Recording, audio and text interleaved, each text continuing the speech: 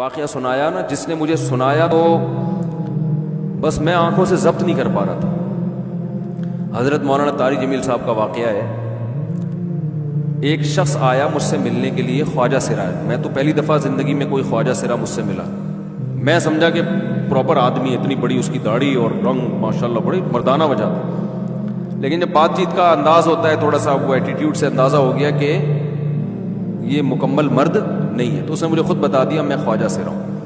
میں نے کہا بھائی ہم سے ملنے کے لیے کیسے آیا آپ، اتنی بڑی داڑھی آپ کی؟ اس نے اپنا جو واقعہ سنایا نا، میں 3 دفعہ وہ واقعہ سناتے ہوئے رویا ہوں،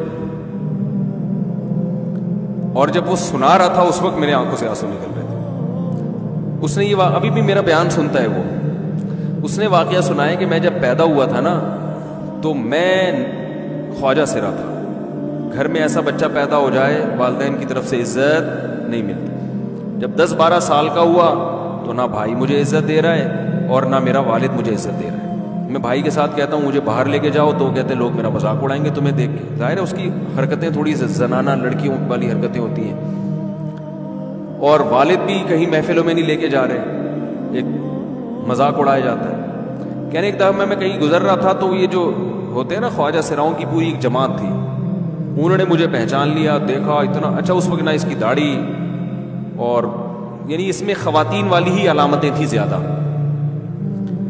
تو انہوں نے مجھے کہہ رہے اتنی عزت دی، کھانا کھلایا اور اپنے گرو کے پاس لے کر گئے، اور گرو نے کہا کہ تم ہمارے ایجنٹ بن جاؤ، ہم تمہیں پھر اب ڈانس ماس کروائیں گے، آدھے تمہارے آدھے ہمارے، جو بھی اس کا سیٹ۔ کہہ رہے مجھے پہلی دفعہ کہیں عزت ملی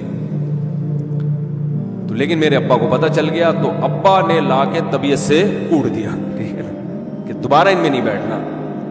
ٹھیک ہے ہم نے توبہ کر لی، بھائی یہ برے لوگ ہیں، ڈانس ماس اچھی چیز نہیں ہے، ٹھیک ہے۔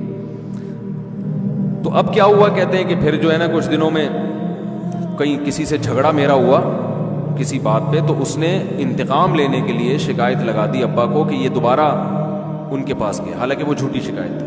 اب ابا کو لگا کہ یہ صحیح کہہ رہا ہے جس نے شکایت لگائی ہے، کیونکہ شبہ تو تھا نا ابا کو دوبارہ جائے گا۔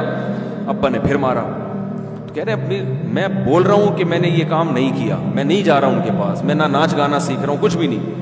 لیکن ابا نے اس کی باتوں میں آ کے انکوائری نہیں کی ہوگی پوری، وہ سمجھے ہوں گے کہ بھئی ایسا ہی ہے، تو ابا نے پھر کٹائی لگائی۔ تو اس کے دل میں منفی جذبات پیدا ہو گئے اور یہ گھر سے بھاگ گیا کہ بھئی مجھے ویسے تو عزت نہ یہاں مل رہی ہے اور میں اب ذلت برداشت بھی کر رہا ہوں، تو بھی کہہ رہے میں وہاں چلا گیا۔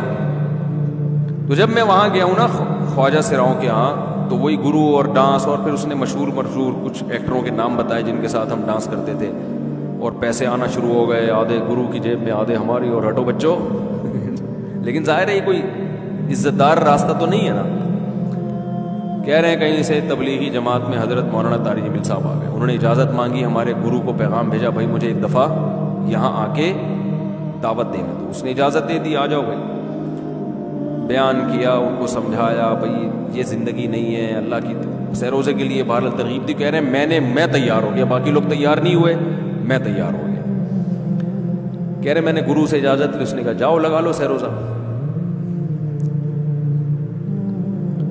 تو کہتا ہے کہ جب میں حضرت کے گھر پہ گیا ہوں نا، تو حضرت پہلے سے دروازہ کھول کے ایسے انہوں نے دونوں بازو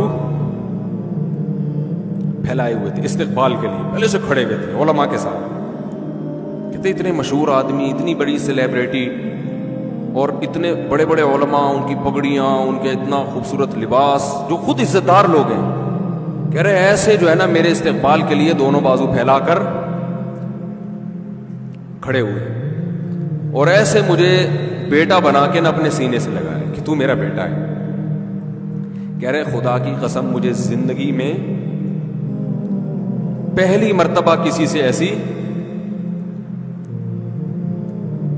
پہلی مرتبہ ایسی عزت ملی مجھے کسی سے، اور اس عزت دینے میں مولانا کا کوئی مفاد، بولو بھائی کچھ، بلکہ ذلت ہو گئی نا۔ لوگ کہتے ہیں خواجہ سرا کو بیٹا بنایا، اور اس وقت تو اس میں بیچارے میں کچھ زنانہ سی علامتیں بھی تھیں، تو خواجہ سرا کو کیا دے رہے ہیں؟ عزت دے رہے ہیں۔ کیا کسی تاجر پہ محنت کرو تو تھوڑا چندہ دے دے گا مدرسے کو، ایسا ہی ہے نا، اور کسی افسر پہ محنت کرو تو تعلقات کیا ہو جائیں گے؟ جب وہ دین پر آئے گا تو اس سے کیا فائدہ؟ اس کو تو باپ ایسے ان لوگوں کو ریجیکٹ کر دیتے ہیں، بھائی اپنانے سے کہہ رہے مجھے یہ اپنا رہے ہیں، ایسے سینے سے لگایا انہوں نے، اور مجھے سہروزے کی جماعت میں اپنے ساتھ لے کر گئے، کھلاتے تھے، بڑا خیال رکھوایا میرا۔ کہہ رہے اس کے بعد پھر میں نے گرو سے اجازت لی، وہ گرو چھوڑتے تھوڑی، ان کو پیسے ویسے دیے، جان چھڑائی نا، وہ بھی غلامی کی طرح نکلنا پڑتا ہے، پیسے دیے پتہ نہیں کتنے لاکھ یا کتنے ہزار روپے، وہاں سے پھر نکل کے 4 مہینے اس میں بھی خیال کیا، تو پھر تبلیغ کے بزرگوں سے ملا، پھر انہوں نے پورا مجھے بتایا کہ بھائی تم یہ علاج کرو تاکہ تمہارے اندر یہ زنانہ علامتیں ختم ہو۔ تو وہ علاج کر رہا تھا ماشاءاللہ، اس انجیکشن لگے، انجیکشن میں ڈاکٹروں کی بھی مدد کروائی۔ یہ ایسی این جی او ہے میرے بھائی جس کو کوئی بھی این جی او نہیں کہتا، نہ ان کے کوئی اشتہار آ رہے ہیں، کتنے لاکھوں لوگوں کو اس طرح سے یہ لے کر بھی آئے اور ان کے مسائل بھی حل کیے، مگر نہ کوئی ویڈیو بن رہی ہے، نہ کوئی اشتہار آ رہا ہے۔ یہ تو اس نے خود مجھے بتا دیا نا، اور اس نے کہا ایسے سینکڑوں لوگوں کے ساتھ ہوا ہے۔